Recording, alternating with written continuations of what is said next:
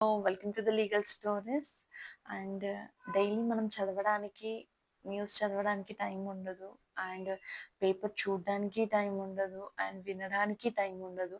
But unnecessary stuff ఏదైతే ఉంటుందో యూట్యూబ్లో, ఇన్స్టాలో అండ్ ఆల్సో అదర్ యాప్స్లలో డెఫినెట్లీ మనం చూస్తాము. అట్లీస్ట్ డేలో ఒక 3-4 అవర్స్ అన్న స్పెండ్ చేస్తాము. బట్ ఇలాంటి క్రైమ్స్, సైబర్ క్రైమ్స్ అనేవి జరుగుతున్నాయి, అది అవేర్‌నెస్ అని చెప్పడానికి కూడా కనీసం ఇంట్లో ఉన్న పేరెంట్స్‌కి ఆర్ ఎల్స్ సిస్టర్స్‌కి, బ్రదర్స్‌కి చెప్పడానికి కూడా టైం లేదు.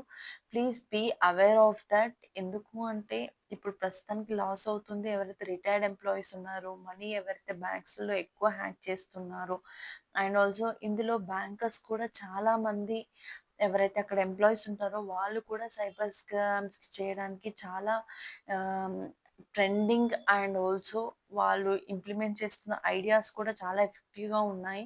సో దట్ ఇంతమందికి ఎంత మనీ అనేది లాస్ అయిపోతుంది. ఎంత నాలెడ్జ్ ఉన్నా, ఎంత పెట్టుకున్నా అన్ని worst things other than losing the money and losing the money.